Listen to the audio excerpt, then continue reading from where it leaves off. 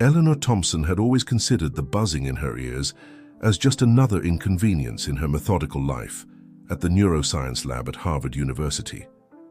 At 32, she dedicated her hours to unraveling the mysteries of the human brain through meticulously controlled experiments, seeking rational explanations for every phenomenon she studied.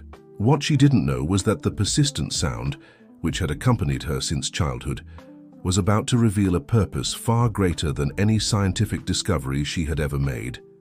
On that crisp autumn morning in New York, as she analyzed data from her latest experiment on brainwaves during altered states of consciousness, the familiar buzzing in her left ear intensified in an unprecedented way. At first, she tried to ignore it, as she always did, but the frequency became impossible to overlook. "Dr. Eleanor, are you okay?" asked her assistant Nathan, noticing her sudden discomfort. "Yes, I just need a moment," she replied, massaging her temple. But things were not okay. For the first time in her life, the buzzing seemed to form patterns, almost as if it were trying to communicate something. It was then that Professor Dorothy Smith, a 70-year-old woman known for her controversial research on expanded consciousness, entered the lab unannounced. Her deep, serene brown eyes immediately locked onto Eleanor. "You're hearing it too, aren't you?" Dorothy asked with an enigmatic smile. "The sounds are getting stronger. It's time to wake up, dear." Eleanor felt a shiver run down her spine. How could this woman know about the buzzing? "I don't know what you're talking about," she replied curtly, trying to maintain her unshakable scientific composure. "Oh, but you do," Dorothy insisted, stepping closer with soft steps.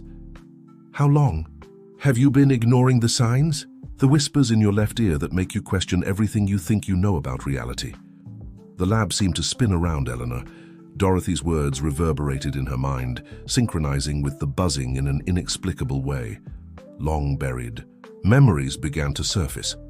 Moments from her childhood when she predicted events before they happened, intense sensations of déjà vu, vivid dreams that came true days later. How do you know this?" whispered Eleanor, her voice trembling slightly. "Because I am like you," replied Dorothy, gently placing her hand on Eleanor's shoulder. "A scientist who has discovered that there are more mysteries between heaven and earth than our vain philosophy dreams of. And now you are being called." Nathan watched the scene with growing concern, his gaze shifting between his ever-rational supervisor and the mysterious visitor. The air in the laboratory seemed charged, with a different energy almost palpable. "Called for what?" asked Eleanor, her scientific curiosity battling against the fear of the unknown. "To awaken," answered Dorothy. "The sounds you hear are not a medical condition, Eleanor. They are vibrational frequencies that have always existed, connecting different dimensions of reality. And now, more than ever, we need people who can understand and interpret them." Eleanor sank into her chair, her hands trembling slightly as she held a pen. The buzzing in her left ear pulsed as if confirming every word Dorothy said. For the first time in her life, her scientific mind could not find a rational explanation for what was happening. "Why now?" she asked, her voice barely above a whisper. "Because the world is changing, dear. The frequencies are intensifying, and those who can hear them are being summoned. You are not alone. There are others like us, scattered across the United States, beginning to awaken to their true natures." At that moment, as if responding to a silent call, the buzzing in her right ear began to resonate, creating a strange harmony with the sound in her left ear. Eleanor felt a wave of energy course through her body, and for a brief moment, the entire laboratory seemed to glow with a different light. "What is happening to me?" she asked, a mix of fear and fascination in her voice. "You are beginning to awaken to your true nature," replied Dorothy, her eyes shining with ancient wisdom. "And there's no turning back after this. The question is, are you ready to accept your calling?" The rest of the afternoon passed in a blur for Eleanor. As she continued her routine tasks in the lab, her mind couldn't stop processing the conversation with Dorothy. The professor had left her card before leaving, with an address in a quiet area of Brooklyn and an invitation for a meeting the next day. That night, in her apartment on the 20th floor of a building overlooking Central Park, Eleanor couldn't sleep. The hums, now clearer than ever, seemed to tell a story she didn't fully understand yet. Sitting on her balcony, watching the city lights, she realized her life was about to change drastically. Her phone buzzed with a message from Nathan. "Dr. Eleanor, is everything okay? Today was a strange day." She smiled, thinking about how she would explain to her dedicated assistant that her boss, the skeptical and rational scientist, was about to dive into a world that challenged all her previous beliefs. "Yes, Nathan. Everything's fine," she replied, knowing it was a half-truth. Nothing was the same anymore, and something told her this was just the first page of a much larger story about to unfold. The sun had barely risen when Eleanor arrived at the address provided by Dorothy. It was an old house, one of those that still resisted the rampant verticalization of New York, with a well-kept garden and walls of a blue faded by time. The wrought iron gate creaked softly as she pushed it open, as if welcoming her. Before she could ring the doorbell, the door opened, revealing not Dorothy, but a middle-aged man with graying hair and amber-colored eyes. His gentle smile contrasted with the intensity of his gaze. "You must be Eleanor," he said, extending his hand. "I'm Raphael, one of the Frequency Guardians. Dorothy told us you'd be coming." "Told us?" Eleanor asked, noticing the plural in his sentence as she stepped inside the house. The interior was a fascinating contrast between old and modern. Solid wood furniture shared space with sophisticated electronic equipment. On one of the walls, a large monitor displayed moving sound wave graphs. "Yes, we are a group dedicated to the study and understanding of the vibrational frequencies you've started to perceive," explained Raphael, guiding her down a hallway to a spacious room at the back of the house. "Each of us has a story similar to yours.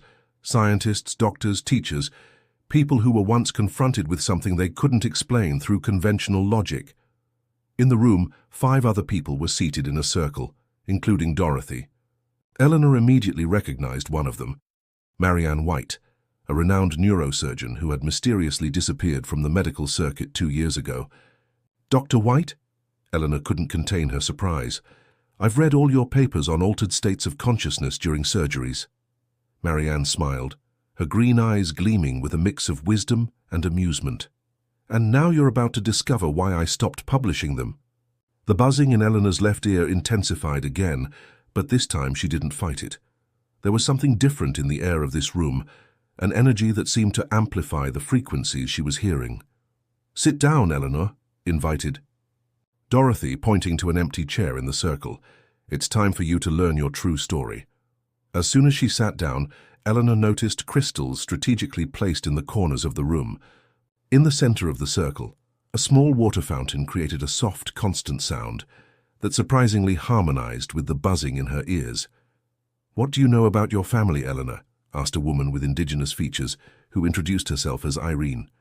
"Not much," admitted Eleanor. "I was raised by my grandmother after my parents died in an accident when I was 5. She passed away 10 years ago." "Your grandmother, Celestine," said Dorothy, her eyes fixed on Eleanor, "was one of us." The shock of the revelation made Eleanor hold her breath. Long-forgotten memories began to surface, her grandmother humming strange melodies while brewing teas with herbs from the backyard, whispered conversations with mysterious visitors on full moon nights, and most of all, the way she always said Eleanor had the gift. "Impossible," murmured Eleanor, but her entire body resonated with the truth of that statement. "Your grandmother was one of the most powerful sensitives we've ever known," continued Raphael.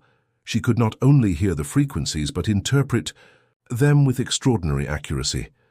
And you, Eleanor, inherited this gift. But why did she never tell me?" Eleanor's voice trembled with a mix of emotions. "She tried," Dorothy replied softly. "Remember, Eleanor. Try to recall." And then, as if a door opened in her mind, the memories began to flow. Her grandmother trying to teach her to listen beyond the sounds, the stories she told about invisible messengers, the breathing exercises they did together at sunset. But Eleanor, even as a child, already showed her inclination toward scientific thinking, dismissing it all as the superstitions of an elderly woman. "Your parents' accident," Marianne said delicately, "was not an ordinary accident." Eleanor felt her heart race. "What do you mean?" "They were like you, like your grandmother," Irene explained. They were investigating something related to frequencies, something that certain people preferred to keep secret. The buzzing in her right ear began to pulse, stronger than ever, and for the first time Eleanor allowed herself to truly listen to it. It was as if a story was being told through those vibrations, a story of loss, protection, and destiny. Your grandmother knew you needed to be ready before learning the truth, Raphael continued. She came to us before she died, asking us to watch over you from afar, waiting for the right moment. And why is now the right moment? Eleanor asked, her voice barely above a whisper. Because the frequencies are changing, Dorothy replied. Something is happening in the Earth's vibrational field, something unprecedented. And we need you, Eleanor. We need your scientific skills combined with your natural gift. Eleanor closed her eyes, letting herself be enveloped by the sounds that now seemed to dance in her ears. For the first time in her life, she didn't try to analyze or explain. Them she just felt. And at that moment, a deep certainty washed over her. This was real. All of this was real. What happens now? She asked, opening her eyes to face the group. Now, said Raphael, we begin your training. You need to learn how to control and direct these frequencies. And more importantly, you need to find out why your parents died and what they were about to reveal to the world. The rest of the morning passed in a whirlwind of information and revelations. Eleanor learned about the different frequencies and their meanings, about how the buzzing in her left ear was related to intuition and the past, while the one in her right pointed to the future and action. When she finally left the house, it was almost night. On the sidewalk, she paused for a moment, looking up at the sky that was beginning to fill with stars. The world seemed different now, more alive, more vibrant. The sounds of the city, cars, people, the wind in the trees were no longer just background noise, but part of a larger symphony she was only beginning to understand. Her phone buzzed again. It was Nathan, worried about her absence from the lab. Eleanor smiled, thinking about how her quest for truth through science had just taken a completely unexpected turn. But something told her this was only the beginning of a much larger journey. The following week, Eleanor found herself living a double life. During the day, she maintained her routine at the lab, conducting experiments and mentoring students, but her nights were dedicated to learning with Dorothy's group, diving deeper and deeper into the world of vibrational frequencies. It was on one of those nights that she met Claire, a young girl of only 16, who had been brought by her desperate parents after weeks of auditory hallucinations that no doctor could explain. It started a month ago, Claire explained, her big brown eyes fixed on Eleanor. At first it was just faint buzzing, but now I can hear entire conversations, like someone is broadcasting radio directly into my head. Eleanor felt an immediate connection with the girl. She noticed how Claire unconsciously tilted her head to the left, just as she herself did, when the frequencies intensified. "Can you tell me when these sounds get stronger?" asked Eleanor, while Dorothy and Raphael watched the interaction intently. "At night mostly," replied Claire, "and near certain people, like now, near you the sounds form and they form a melody." The buzzing in Eleanor's right ear suddenly intensified, as if responding to Claire's words. It was the first time she had encountered someone so young with such a sharp sensitivity to the frequencies. "She's an amplifier," explained Irene, who was sitting nearby. "Just like your parents were, Eleanor. It's rare, but some people don't just hear the frequencies. They amplify them, making them audible to other sensitives." The revelation struck Eleanor like a bolt of lightning. Memories of her childhood began to make sense. How other mediums and sensitives always seemed to gravitate around her parents, how their home was always filled with visitors who whispered about energies and vibrations. "That's why—" Eleanor couldn't finish the sentence, but Dorothy completed it for her. "That's why they became targets, yes.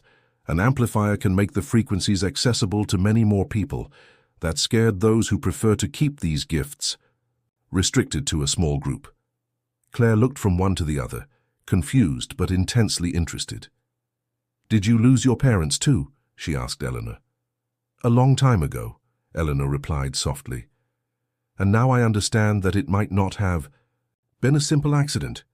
Raphael approached the group, carrying an object that looked like a mix of crystal and modern technology, a kind of prism crossed by wires and small sensors. "This is a frequency amplifier we developed," he explained, "based on the early studies of Eleanor's parents. But we never managed to make it work completely. Maybe now with the two of you." Before he could finish, Claire reached out toward the device. The moment her fingers touched the crystal, the object began to emit a soft glow and a harmonic sound filled the room. Eleanor felt the buzzing in her ears synchronize with the frequency emitted by the device. It was as if a door were opening, in her mind, revealing possibilities she had never imagined. "The sounds, they're telling a story," murmured Claire, her eyes half closed in concentration. "About a place where the frequencies meet." "The frequency portal," said Marianne, who had been silent until then. "That's what your parents were searching for, Eleanor. A point on Earth where all vibrational frequencies converge, creating a bridge between different dimensions of reality." The rest of the night was dedicated to experiments with the device. Claire, with her natural amplification ability, could pick up frequencies that the others only vaguely perceived. Eleanor, in turn, discovered that she could interpret the emerging patterns, translating them into concrete information. When they finally said goodbye, it was past midnight. Eleanor offered Claire and her parents a ride, taking the opportunity to talk more with the girl. "How do you handle all of this?" Claire asked during the ride. "Being a scientist and this?" Eleanor smiled, watching the city lights through the rearview mirror. "I'm learning that science and the unexplained aren't necessarily opposites. Sometimes what we call supernatural is just science we don't yet understand." When she got home, Eleanor found an envelope with no sender in her mailbox. Inside was just an old photo, her parents, very young, standing next to a man she didn't recognize, in front of a circular structure in the middle of a forest. On the back, a single sentence written in her mother's handwriting: "The portal exists." The mysterious envelope with the photo of her parents had triggered a series of events that Eleanor could barely process. In the following days, her dreams were invaded by images of the circular structure, while the buzzing in her ears seemed to form increasingly complex patterns. In her university lab, Eleanor began to notice details that had previously gone unnoticed. The brainwave graphs of her patients in meditative states showed patterns similar to the frequencies she could now distinguish in her ears. "Dr. Eleanor," Nathan called one particularly hectic morning, "I think you need to see this." Her assistant had compiled data from various experiments over the past few months, creating a three-dimensional graph that revealed a surprising pattern. The brainwaves of all participants began to synchronize at specific moments, forming a unique and harmonious frequency. "When exactly does this happen?" Eleanor asked, her heart racing as she recognized the pattern. "That's the strangest part," Nathan replied, adjusting his glasses. "Always at 3:33 a.m., regardless of the day or the participant." The number made Eleanor shudder. It was exactly the time she had been waking up in recent days, with the buzzing louder than ever. "Nathan," she hesitated for a moment, "do you believe in coincidences?" Her assistant looked at her curiously. "As a scientist, I know that coincidences are just patterns we don't fully understand yet." At that moment, Eleanor's phone rang. It was Dorothy, her voice filled with urgency. "We need you now," the professor said. "Claire had a vision, and it's about your parents." Eleanor barely remembered the journey to the Blue House. When she arrived, she found Claire sitting in the center of the room, her eyes fixed on emptiness while holding the amplifying device. The object pulsed with a bluish light, synchronized with a deep sound that made the air vibrate. "Tell her," Dorothy gently urged Claire. The young woman blinked a few times, as if returning from a deep trance. "I saw the place in the photo," she began. "The portal. But it's not abandoned as it seems in the picture. There are people there now, conducting experiments. They're trying to control the frequencies." Raphael approached with a laptop showing a series of documents. "We managed to track the location. It's an old research facility in the countryside of Colorado, supposedly abandoned 20 years ago. But satellite images show recent activity." "The man in the photo with your parents," continued Marianne, "was Dr. Alexander Rivers, one of the Pioneers in the study of vibrational frequencies. He disappeared around the same time as your parents, Eleanor. The buzzing in Eleanor's right ear suddenly intensified, bringing with it a clarity she had never experienced before. He didn't disappear, she said, the words leaving her mouth before she could fully process them. He's there at the portal, and he's calling us. Irene, who had been meditating in a corner of the room, opened her eyes abruptly. The spirits of the ancestors are restless, she declared. The frequencies are being manipulated in a way that threatens the natural balance. If we don't do something— 3 days, interrupted Claire, her voice taking on a different, deeper tone. We have 3 days before they complete the experiment. If they succeed, the portal will be corrupted forever. Eleanor felt an enormous weight on her shoulders. In just 1 week, her life had been turned completely upside down. Now she was faced with a mission that seemed impossible. Stopping an unknown group from corrupting something she barely understood, but knew was fundamental to the world's balance. Can't we just call the police, she suggested, still trying, to find a logical solution? Dorothy smiled sadly. And say what? That we've uncovered a conspiracy to control vibrational frequencies through a dimensional portal? We need to solve this on our own, Eleanor, like your parents tried to do. But how? Asked Eleanor, feeling overwhelmed by the responsibility. It was then that Nathan, who had followed Eleanor, concerned about her strange behavior over the past few days, entered the room unannounced. Everyone turned, surprised by the intrusion. Sorry, he said, looking embarrassed but determined, but I think I can help. The data I compiled in the lab, it shows something more than mere coincidences, doesn't it? Eleanor looked at her, assistant with new eyes. Of course, Nathan had always been more than just a helper. He was a brilliant data analyst with a unique ability to find patterns where others only saw chaos. Welcome to the group, Nathan, said Raphael with a smile. Now we're 8. The group spent the next few hours planning their mission. Nathan brought his equipment from the lab, setting up a frequency monitoring base.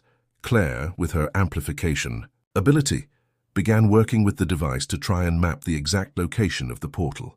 Eleanor watched everything with a mix of admiration and apprehension. Somewhere in the heart of Colorado, a group of people was about to alter the fabric of reality forever. And she, a scientist who just days ago believed only in what could be, proven in a lab, was now part of a team destined to stop them. Your parents would be proud, Dorothy said softly, placing a hand on her shoulder. Eleanor nodded, feeling the buzzing in her ears harmonize into a frequency that, for the first time, didn't seem strange or unsettling, but rather like a familiar and comforting melody. The race against time had begun. It was exactly 3:33 a.m. when Eleanor woke up startled in her apartment. The buzzing in both ears had transformed into a complex symphony that made her entire body vibrate. Beside her on the nightstand, the crystal Raphael had given her pulsed with a bluish light. The frequencies are aligning, she murmured to herself, recalling Dorothy's teachings. Her phone rang. It was Claire. Are you feeling it too? Asked the young woman, her voice trembling with excitement. It's like the entire universe is singing. Eleanor was already dressed and heading to her car when she received another call, this time from Nathan. Doctor, the lab equipment, all— The frequency meters went crazy at the same time. And there's something else. I managed to decipher a pattern in the coordinates we extracted from the data. Meet me at Dorothy's house, Eleanor instructed, sensing that every piece of the puzzle was starting to fall into place. The blue house was lit up when she arrived, despite the late hour. The entire group was already gathered in the main room, including some new faces Eleanor didn't recognize. Claire was at the center, her hands resting on the amplifying device, which now emitted a clear, continuous sound. Welcome to the convergence, said Dorothy, her eyes shining with an unusual intensity. This is the first of 3 nights when the Earth's natural frequencies align perfectly with the cosmic frequencies. Raphael added, that's why the group at the portal chose this moment for their experiments. The veil between dimensions is thinner, more malleable. Nathan arrived shortly after, carrying his laptop and a stack of papers. Without wasting time, he projected a 3-dimensional map onto the wall, showing different energy lines converging to a single point in Colorado. The coordinates match exactly with the portal's location, he explained, adjusting his glasses. But there's more. I found records of abnormal seismic activity in the region over the last 20 years, always coinciding with these frequency alignments. Eleanor was studying the map intently when she noticed something familiar. Wait, this rock formation, she pointed to a natural circular structure near the portal. She appears in my parents' photo. Irene, who had been silent until then, suddenly stood up. It's a sacred place, she declared. The indigenous peoples of the region called it the Whispering Circle. They said they could hear the voices of their ancestors there. That's when Claire let out a small scream. The device in her hands had started emitting a sequence of sounds that seemed to form words. It's a message, she said, closing her eyes in concentration. Someone is trying to communicate with us through the frequencies. Eleanor felt her heart race as she recognized the pattern of the sounds. It was identical to what she had been hearing in her left ear since childhood. With slightly trembling hands, she approached the device. "Let me try something," she requested, placing her hands alongside Claire's on the crystal. The moment their hands touched, a clear and familiar voice filled the room. "Eleanor, my daughter." Tears began to stream down Eleanor's face. It was her mother's voice. "We don't have much time," the voice continued. "The portal wasn't built. It has always existed. It's a natural rift between dimensions, protected for millennia by the frequency." "Guardians, your father and I discovered that a group was planning to use the portal for their own purposes, to control the frequencies on a global scale." "What happened to you?" Eleanor asked, her voice choked. "We tried to stop them, but they were more powerful than we imagined. We managed to temporarily seal the portal, but the cost—" The voice began to falter. "Dr. Alexander, don't trust him. He's not who he seems to be." "Mum, wait!" shouted Eleanor, but the connection was already fading. "Their souls are restless," Irene said softly. "They couldn't complete their mission in life, and now they're trying to warn us through the frequencies." The group remained silent for a few moments, processing everything they had discovered. It was Marianne who finally spoke. "We have to leave today. The next convergence is tomorrow night, and we need to reach the portal before they finish what they started 20 years ago." "But how are we going to get in there?" asked Nathan. "From what I've found, the place is heavily guarded." "Leave that to me," said a voice from the doorway. Everyone turned to see an elegant, middle-aged woman. "I'm Marina Rivers, daughter of Dr. Alexander, and I think it's about time we find out what really happened to my father." Eleanor felt the buzzing in her ears change in tone, as if responding to the presence of the newcomer. One thing was certain. There was no turning back now. Fate had intertwined their lives in a way none of them could have predicted, and now they had to see it through to the end, no matter the consequences. The convoy of 3 cars cut through the night on the highway toward Colorado. In the lead vehicle, Eleanor drove with Marina by her side, while Claire slept in the back seat. The amplifying crystal, now silent, rested on the young woman's lap, occasionally pulsing with a soft light. "My father started to change after he discovered the portal," Marina explained, her voice heavy with old sorrows. "He was always obsessed with his studies on vibrational frequencies, but after meeting your parents, Eleanor, something shifted. It was as if he had discovered something so monumental that he could no longer think of anything else." Eleanor adjusted the rearview mirror, watching the headlights of the other 2 cars following them. In one of them, Nathan was coordinating the route using the equipment they had brought from the lab. On the other side, Dorothy, Raphael, and Irene maintained a constant spiritual vigil, monitoring the changes in the frequencies. "What exactly did your father discover?" asked Eleanor, feeling the buzz in her left ear intensify with the question. Marina hesitated for a moment. "He believed the portal wasn't just a passage between dimensions. It was a kind of control matrix. A point where all the vibrational frequencies of Earth originated and could be altered." Claire stirred in the back seat, murmuring in her sleep. The crystal in her lap glowed more intensely. "She's dreaming about the portal," said Marina, observing the phenomenon. "Young amplifiers are more sensitive during sleep. That's how it started for me, too." Eleanor slammed on the brakes. You're an amplifier?" Marina smiled sadly. I was, until my father started experimenting on me. He said he was helping me develop my gift, but in reality, she rolled up her sleeves, revealing old spiral-shaped scars on her wrists. He was trying to figure out how to transfer that ability to others. The car radio began emitting a strange static, which soon turned into an ethereal melody that Eleanor recognized. It was the same one her grandmother used to hum. "They're guiding us," said Marina, adjusting the volume. "The spirits of the ancient guardians of the portal." Through the rearview mirror, Eleanor saw colorful lights dancing in the night sky, a northern aurora in the middle of the United States, an impossible phenomenon that could only mean one thing. The frequencies were beginning to destabilize. "How much time do we have? Until the next alignment?" "Less than 20 hours, replied Marina, consulting an old pocket watch.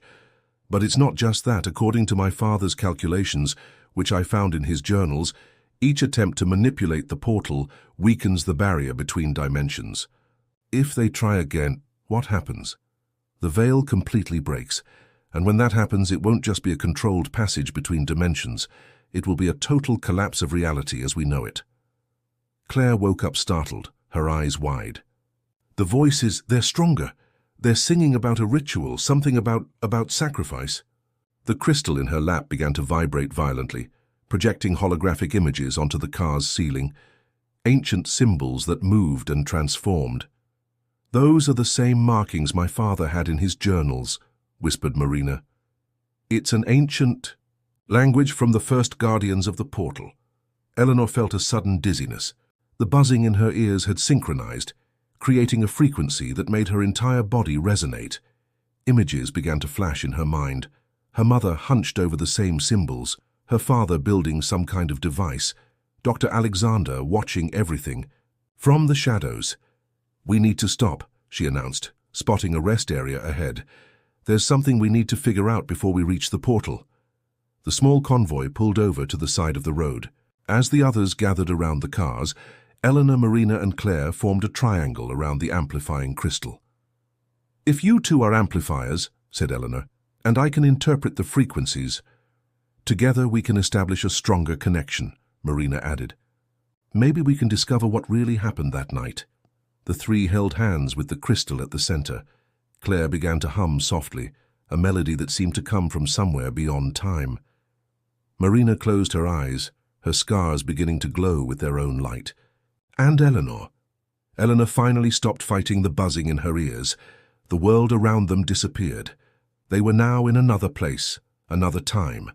They saw the portal as it was 20 years ago, a perfect circle of ancient stone, covered in glowing symbols.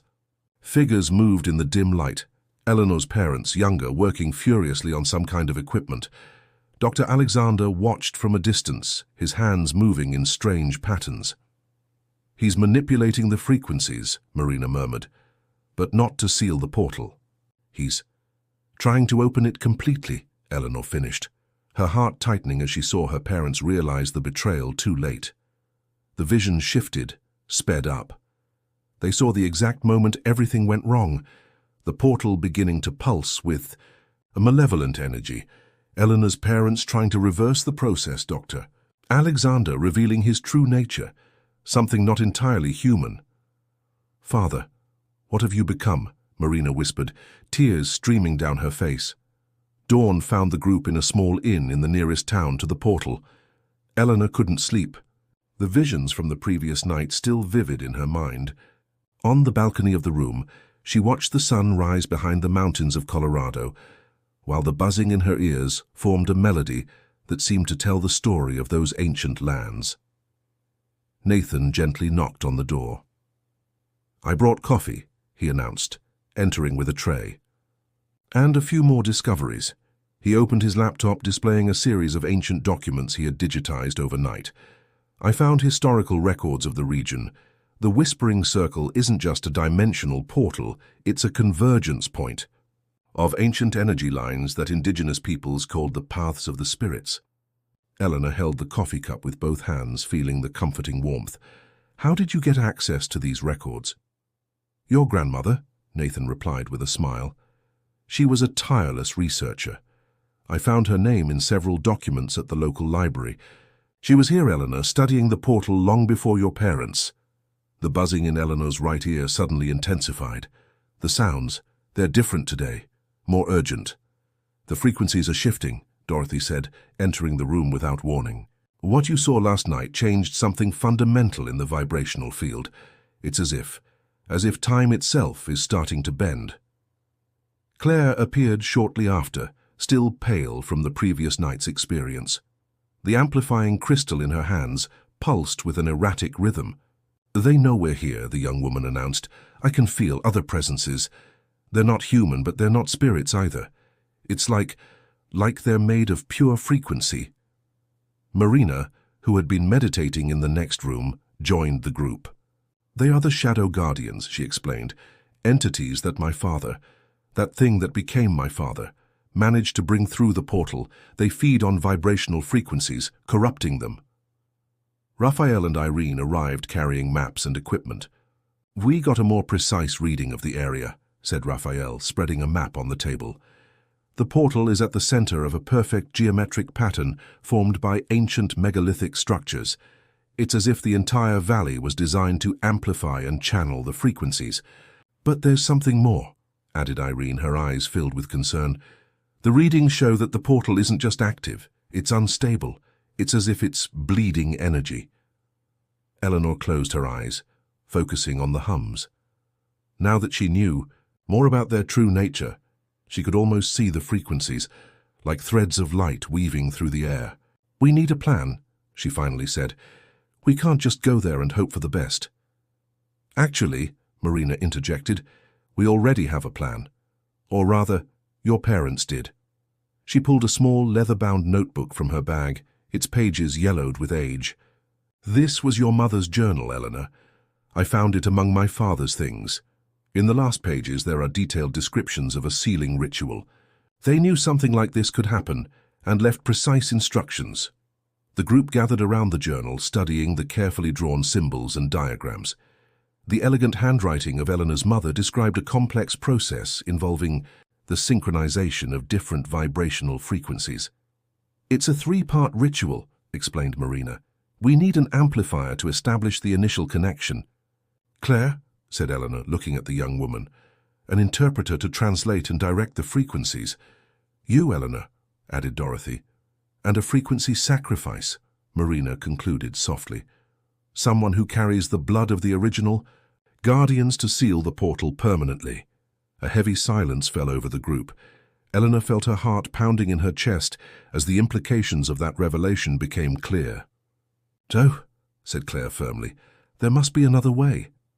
"The blood of the guardians," murmured Eleanor, an ancient memory surfacing in her mind. "My grandmother always said our family had a special mission, a responsibility passed down through generations." "And she was right," confirmed Marina. "Both your family and mine descend from the original guardians of the portal. That's why we have these gifts. That's why we can hear the frequencies." Nathan, who had been analyzing data on his laptop, stood up abruptly. "There's one more thing you need to see," he said, his voice tense. "The seismic readings in the region, they're increasing exponentially.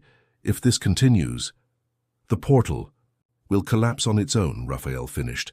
"And when that happens, the very fabric of reality will be torn apart," Dorothy said gravely. "It won't just be this world in danger, but all planes of existence connected through the portal." Eleanor looked out the window, watching the strange clouds beginning to form over the mountains. The air seemed denser, as if charged with static, electricity. The buzzing in her ears had transformed into a complex symphony that seemed to tell a story of power, sacrifice, and redemption. "How much time do we have?" she asked, though she already knew the answer. "Until the next alignment," Marina replied, consulting her pocket watch. "Less than 6 hours." Claire approached Eleanor, the amplifying crystal glowing intensely in her hands. "I'm scared," the young woman admitted, "but I also know this is what we were called for, all of us." Eleanor nodded, feeling a strange sense of peace enveloping her. She finally understood why she had been guided here, why her entire life seemed to have been a preparation for this moment. "Then we'd better get started," she said, picking up her mother's journal. We have a portal to seal and some frequencies. 2 correct. The sun was beginning to set as the group reached the edge of the property where the portal was located. From a distance, it looked like just another environmental preservation area, surrounded by dense forest and protected by ordinary fences. But Eleanor could feel the energy of the place. It was as if the very air vibrated with an ancient and powerful frequency. The guards make rounds every 15 minutes, Marina explained, consulting the notes she had made over years of observation. But they're just the first line of defense. The real danger is the Shadow Guardians. As if to confirm her words, a high-pitched supernatural sound cut through the air, making everyone flinch. It was like the scream of a lost soul, amplified 1,000 times. "They know we're here," Claire whispered, her face pale but determined. The crystal in her hands pulsed with an intense red light. Nathan, who was monitoring the frequencies through his equipment, showed the screen of his laptop to the group. "The readings are off the charts. It's as if the entire place were alive." "And it is," confirmed Irene, her eyes half closed, in concentration. "The ancestral spirits are restless. They know the decisive moment is approaching." Eleanor felt the buzzing in her ears, constantly shifting in tone and intensity, as if trying to tell her 1,000 stories at once. She focused, trying to separate the different frequencies as Dorothy had taught her. "I can hear music," she finally said. "No, it's not quite music. It's patterns, like a code." "The instructions for the sealing ritual," explained Marina, opening Eleanor's mother's diary to a specific page. "The ancient guardians encoded all the knowledge within the very frequencies of the portal. That's why they needed people who could hear them." Raphael and Dorothy began unloading equipment from the cars, crystals of various sizes, measuring instruments, and most importantly, the device they had built based on the plans found in Eleanor's parents' archives. "We need to form a perfect circle," instructed Dorothy, consulting an ancient map, exactly as the original megaliths were positioned. As the group prepared, Eleanor watched the sky. Dark clouds were forming in a circular pattern directly above the portal, and occasionally lightning of impossible colors cut through the darkness. "It's beginning," said Claire suddenly, her voice taking on a different, deeper tone. "The veil between worlds is tearing." As if responding to her words, a burst of energy shook the area. At the center of the property, a pillar of bluish light emerged, piercing through the clouds and reaching as far as the eye could see. "My father," whispered Marina, her eyes fixed on the phenomenon. "He began the opening ritual." There was no more time to waste.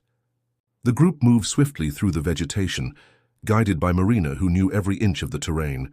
Surprisingly, they encountered no resistance. The guards seemed to have vanished. "They were consumed," explained Claire, trembling slightly. "I can feel it. The Shadow Guardians are stronger now. They've fed." "Don't think about that," interrupted Eleanor, holding the young woman's hand. "Focus only on the frequencies we need to generate. Can you do that?" Claire nodded, clutching the amplifying crystal to her chest. Her fear was still visible, but there was also determination in her eyes. Finally, they reached a circular clearing. At its center stood an ancient stone structure, the portal itself. Symbols carved into its surface glowed with their own light, pulsing in a rhythm that made the air vibrate. And there, standing before the portal, was him, Dr. Alexander Rivers, or what was left of him. "Father," Marina called, her voice choked. The figure turned slowly. His body still retained a human shape, but his skin appeared translucent, revealing patterns of energy flowing like rivers of light beneath its surface. His eyes, completely black, fixed on the group. "Ah, you've come," he said, his voice layered with others, as if multiple entities spoke at once. Just in time to witness the dawn of a new era. Helena felt a shiver run down her spine. The buzzing in her ears had turned into a haunting chorus, screams, whispers, and lamentations of countless beings trapped between dimensions. "What have you done?" she asked, taking a step forward. "What was necessary?" replied the creature that had once been Dr. Alexander. "Your parents were weak, Helena. They didn't understand the true potential of the portal. They didn't see that we could Not only connect dimensions, but control them, reshape reality itself. Around them, shadows began to materialize, the Shadow Guardians. They were like holes in reality itself, their forms constantly shifting, emanating an energy that made the air crackle. "Now!" shouted Dorothy. The group moved with rehearsed precision. Raphael and Nathan quickly positioned the crystals at specific points, forming a larger circle around the portal. Irene began an ancient chant, her voice blending with the frequencies of the place. "Do you really think you can stop me?" laughed the creature, raising its arms. Waves of dark energy emanated from its body, making the ground tremble. But Helena barely heard it. Her world had narrowed to the sounds in her ears and the task she needed to accomplish. The frequencies were now as clear as crystal. She could see the patterns, understand their meaning. Claire positioned herself to her left, the amplifying crystal glowing with an almost blinding intensity. Marina took her place to the right, her ancient scars pulsing with their own light. "It's time," said Helena, extending her hands to her companions. "Let's bring balance back to the eternal frequencies." The sealing ritual had begun. The moment Eleanor, Claire, and Marina joined hands, a wave of pure energy erupted from the circle of crystals. The air around them began to vibrate with a frequency that made the very atoms dance, creating patterns of light that wove a complex web of energy. "No!" roared the creature that had once been Dr. Alexander, his human form distorting further. "You don't understand what you're doing. The portal must not be sealed, it must be fully opened." The Shadow Guardians advanced, their ethereal forms rippling like black smoke. But before they could reach the circle, Dorothy and Raphael activated the device they had built. A barrier of bluish light emerged, keeping the entities at bay. "Focus on the frequencies," instructed Irene, her voice blending with the ancient chant that had not ceased. "Let the spirits of the ancient guardians guide you." Eleanor closed her eyes, allowing the hum in her ears to guide her. It was as if all the knowledge of the original guardians flowed through her. Symbols, patterns, frequencies that told the story of the universe itself. Claire, to her left, amplified each vibration, transforming them into waves of pure energy that made the crystals resonate in harmony.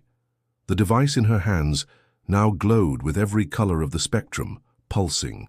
To the rhythm of their united heartbeats, Marina, to her right, began to bleed through her spiral scars, but it was no ordinary blood. It was liquid light, the pure essence of the original guardians flowing through her veins. "The frequency sacrifice," she murmured, her voice laden with ancient wisdom. "It's not about dying, it's about transcending." Nathan, monitoring the energy levels through his equipment, could hardly believe what he was seeing. The frequencies are aligning perfectly. It's as if the entire universe is singing in harmony. But the battle was far from over. Dr. Alexander, or the entity he had become, began to emanate a dark energy that corroded the very fabric of reality around him. "You think you know what power is?" His voice thundered, now completely inhuman. "I have fed on the primordial frequencies for 20 years. I have become one with chaos itself." A blast of dark energy pierced through the protective barrier, striking the circle. Dorothy and Raphael were thrown backward, while the crystals began to crack under the pressure of the corrupted frequencies. "Helena!" Claire cried, feeling her strength falter. "I can't hold the amplification much longer." It was then that Eleanor heard it, above the buzzing, above the chaos, above everything, a familiar melody. The song her grandmother used to the same one her mother had encoded in the diary. "We are not alone," she said, squeezing her companion's hands. "We never were." As if answering her call, luminous figures began to materialize around the circle. First her grandmother, Celestine, her gentle smile as vivid as in her memories. Then her parents, young and radiant like in the photo she had found, and with them dozens of other ancestral guardians, each bringing with them a unique and pure frequency. "No!" the creature screamed, recognizing the spirits. "You were banished! I cast you into the void between dimensions." "You cannot banish what is part of the very fabric of reality," Celestine's voice replied, sounding like crystalline music. "The frequencies always find their way back to balance." The spirits began their own chant, their voices intertwining, with the frequencies that Eleanor, Claire, and Marina were generating. It was a symphony of cosmic proportions, the sound of creation itself being reharmonized. "The portal," Nathan warned, his eyes fixed on the monitors. "It's starting to collapse." Indeed, the ancient structure began to pulse violently, rays of energy escaping through its cracks. Dr. Alexander, feeling his power draining away, launched one last desperate assault against the circle. "If I'm to be sealed," he roared, "I will take all of you with me." It was then that Marina let go of her companion's hands. "No, Father," she said softly. "You won't." Before anyone could stop her, she stepped forward toward the creature, her scars glowing like stars. "The true sacrifice of frequency," she declared, "is unconditional love." "Marina, no!" shouted Eleanor, but it was too late. Marina embraced the twisted form of her father, and as she did, a golden light burst from her body. It was as if every drop of her guardian blood turned into pure, luminous energy, enveloping the darkness that had consumed Dr. Alexander. "Forgive me, daughter," were his last human words before both were enveloped in a cocoon of pure light. The portal pulsed one final time, and then a silent explosion of white light swallowed everything. For a moment that seemed eternal, there was no sound, no matter, only the pure essence of primordial frequencies reverberating through existence. When Eleanor managed to open her eyes again, the world had changed. The portal was still there, but different. The symbols on its surface now glowed with a soft, steady light, in perfect harmony with the Earth's natural frequencies. Where the cocoon of light that had enveloped Marina and her father once stood, there was now only a circle of wildflowers, their petals shimmering with a supernatural luminescence. At the center rested Marina's old pocket watch, its gears marking not just time but also the pulse of the restored frequencies. Are they gone?" asked Claire, her voice trembling. "Not exactly," replied Dorothy, stepping closer to the circle of flowers. "They transcended." Marina understood the true meaning of the frequency sacrifice. It wasn't about death but transformation. Eleanor could feel the change in her ears. The buzzing hadn't disappeared, but now it formed a clear and harmonious melody. It was as if she could finally hear the music of the universe in its purest form. "Her father," began Nathan, who was checking the readings on his equipment. "The negative energy levels have completely vanished. It's as if her love purified the corrupted frequencies." Irene, who had finally stopped her ancient chant, smiled with tears in her eyes. "The spirits are at peace now. Balance has been restored." The spirits of the ancestral guardians still lingered around, their luminous forms beginning to fade with the first ray of sunlight breaking over the horizon. Eleanor saw her parents one last time. Their smiles were filled with pride and unconditional love. "What happens now?" asked Claire, holding the amplifying crystal that had survived the energy explosion intact. "Now," replied Eleanor gently, placing her hand on the young woman's shoulder, "we become the new guardians, not to seal the portal but to maintain the balance of the frequencies." Raphael and Dorothy began gathering the scattered crystals and equipment. Some had broken during the conflict, but others had been transformed. Now they pulsed with their own energy like tiny fallen stars. "The Shadow Guardians?" questioned Nathan, still concerned. "They returned to their original form," explained Irene. "They were frequencies too, just distorted and corrupted by fear and ambition. Marina's sacrifice freed them, just as it freed her father." Eleanor walked to the circle of flowers and picked up Marina's pocket watch. As she touched it, she felt a wave of emotions and memories, not her own, but Marina's. She saw her friend as a child, discovering her gifts, felt her love for her father even after his transformation, understood her final courage. "She knew," said Eleanor softly. "From the beginning, she knew this would be the outcome." "Yes," confirmed Dorothy. Marina carried both the blood of the Guardians and the scars of the corrupted frequencies. She was the only one who could bridge the two worlds. The sun was fully risen now, bathing the clearing in golden light. The symbols on the portal pulsed, gently now in perfect sync with the beating hearts of those who remained. Claire approached Eleanor, her eyes shining with a wisdom beyond her years. "I can hear them," she said. "Marina and her father. They are at peace. They are part of the frequencies now." Eleanor nodded, feeling the tears stream freely down her face. They were not tears of sadness, but of deep understanding. Marina's sacrifice had not been an end, but a new beginning, a transformation that would echo through the frequencies for all eternity. "We have a lot of work ahead," said Raphael, observing the instruments recording the new frequencies. "The world is changing, and we need to be ready." "And we are," replied Eleanor, tucking Marina's watch into her pocket. The hums in her ears now told not only stories of the past, but also whispered promises of the future. As the group prepared to leave the site, Eleanor looked one last time at the portal. The ancient symbols continued their silent dance, now guarding not only the secrets of the frequencies, but also the story of love, sacrifice, and transformation that had forever altered the fabric of reality. The cycle was complete.